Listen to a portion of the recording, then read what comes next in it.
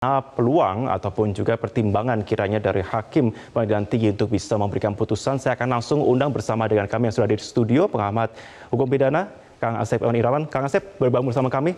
Apa kabar, Kang Asep? Apa kabar? Silakan sebelah sini, Kang Asep. Oke, Kang Asep, kau melihat itu untuk besok kiranya bagaimana sebab besar peluang Sambo akan dilolos atau tidaknya banding? Ya, kalau saya sih berharap karena PN sama PT itu sama yudek faksi, bisa berdasarkan fakta, ya, dan perkaranya menarik perhatian publik, kejadiannya kita sudah ketahui. Saya berharap putusannya sama PN, artinya menolak banding gitu. Tapi kalau lihat track recordnya majelis ini, ya saya katakan saya mengenal ya Hakim Tinggi S ini ya selalu suka diskon tadi. Tapi kita tidak berharap kalau sekarang besok siarannya langsung, setidak-tidaknya terlepas memang tekanan publik lah, tekanan manapun ya.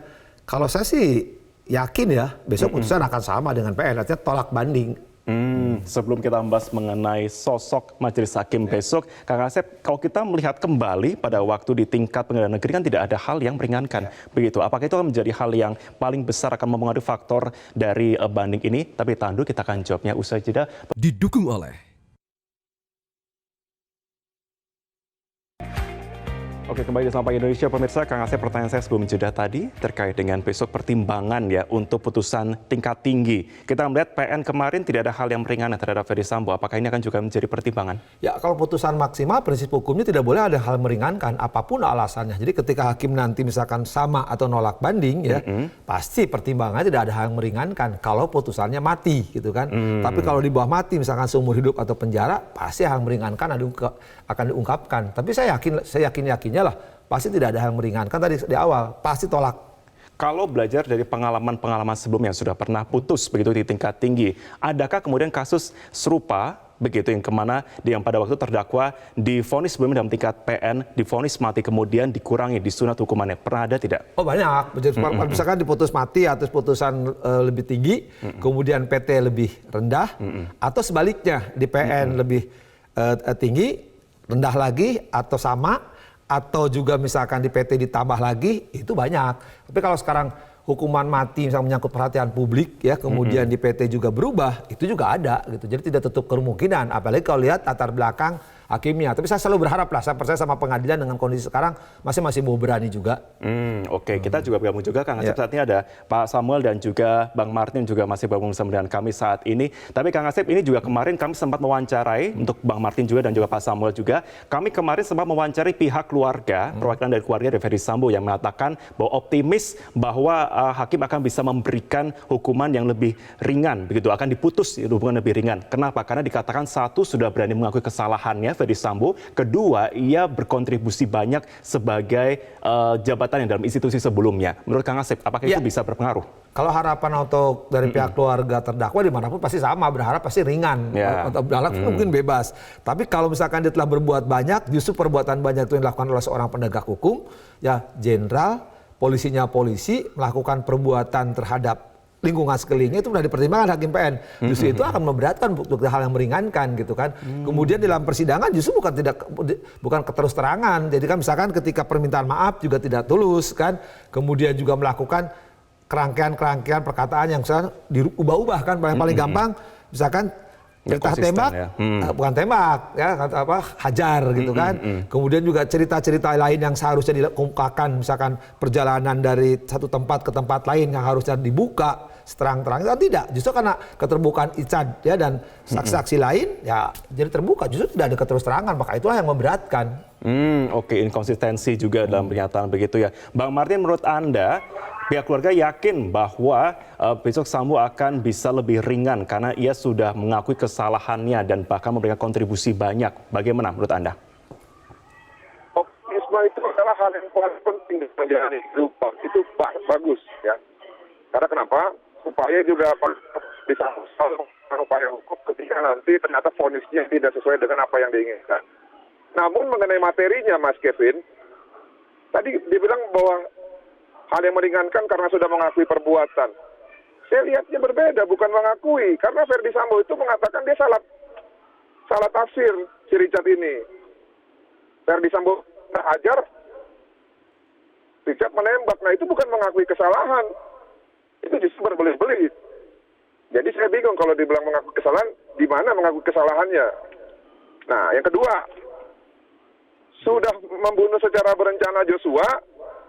Joshua masih dituduh sebagai pemerkosa dan juga berkepribadian ganda. Ini bukan mengakui kesalahan.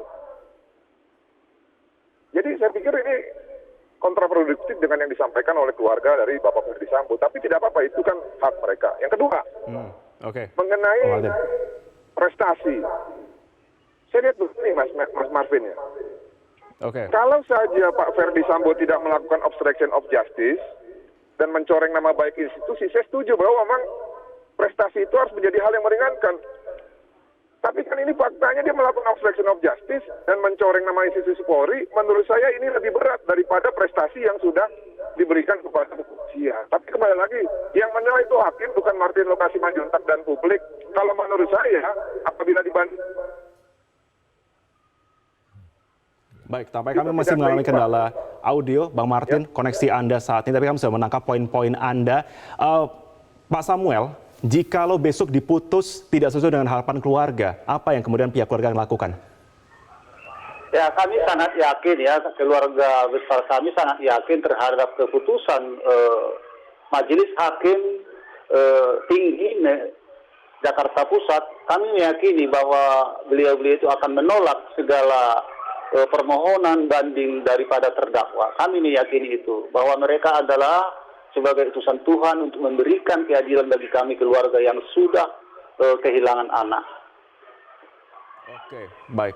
Masih ada keyakinan dari pihak keluarga berarti ya. Kang Asep, kita melihat untuk profil dari Majelis Hakim besok, apa yang bisa Kang Asep paling tidak prediksi dari jalannya besok sidang putusan? Ya, kalau sidangnya besok tolak gitu kan pertimbangannya sangat singkat ya, sangat tipis sekali. Biasanya kalau ke pengadilan tinggi itu kan sidangnya jarang, kalau boleh katakan ya dari sekian persen itu semua sekian persen, 0, sekian persen sidangnya terbuka PT karena melihat perhatian.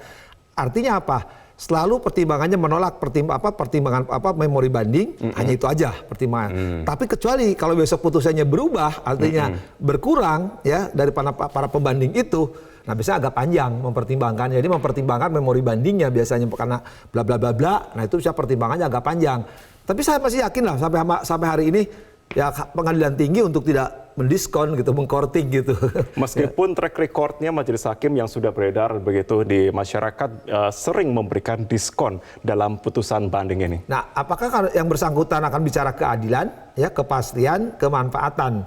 Kalau yang bersangkutan tidak bicara itu, tapi bicara lain-lain, ya itu semua mungkin aja. Tapi kan siap-siap aja berhadapan dengan publik. Keadilan publik kan akan bunyi lagi gitu kan. Karena sekarang kan faktanya juga udah tahu pertimbangan hakim PN itu begitu bagus kan. Saya kira hakim PN bahkan mempertimbangkan 4 terdakwa itu ya dengan rinci, jelas, tegas. Artinya ketika yang bersangkutan dijatuhkan hukuman itu sangat bagus sekali. Saya apresiasi kan waktu kita menjatuhkan putusan itu keempatnya. Nah sekarang kalau besok ternyata pertimbangannya justru akan diturunkan ya. Sekali lagi kalau sambil diturunkan Sambo pasti saya kira itu akan menimbulkan gejolak. Terlepas saya kira hakim juga ya. Tidak harus memperhatikan itu, tapi saya kira lagi ya inilah keadilan yang ada di masyarakat itulah ketika seorang penegak hukum berpangkat tinggi ya memerintahkan anak buahnya, lingkungan terdekatnya untuk membunuh lingkungan terdekatnya, kepercayaannya itu yang tadi kan oleh Mas Martin sudah dibunuh. Di itu lagi ya, dituduh yang tidak juga. Saya kira kalau itu hukumannya ringan, saya kira tidak ada pembelajaran, tidak ada manfaatnya, tidak keadilan dan tidak kepastian bagi publik. Oke. Bang Martin, singkat untuk dari Anda saat ini, jika keputusan banding besok tidak sesuai dengan harapan, apakah ada langkah yang akan dilakukan dari tim kuasa hukum dari keluarga almarhum Yosua? Kami akan bersurat kepada Kejaksaan Agung yang pasti, Mas Marvin. Tapi di sini ada problematika, Mas Marvin. Bagaimana? Karena kan gini, ini semua ponisnya ultra petita. Kalau untuk Ferdi Sambo, misalkan turun jadi seumur hidup gitu ya. Misalkan. Ataupun masih tetap vonis maksimal. Nah, menurut saya itu masih sama dengan tuntutan jaksa. Nah, yang jadi masalah ini adalah untuk Putri Chandrawati, Kuat, dan Riki. Mereka hanya dituntut masing-masing 8 tahun, padahal harusnya tidak 8 tahun. Nah, sekarang nanti pertanyaan, ketika nanti Majelis Hakim Pengadilan Tinggi memvonis lebih rendah daripada Pengadilan Negeri Jakarta Selatan, yang sama-sama Judex Fakti ini, yang jadi pertanyaan, apakah jaksa masih mau banding?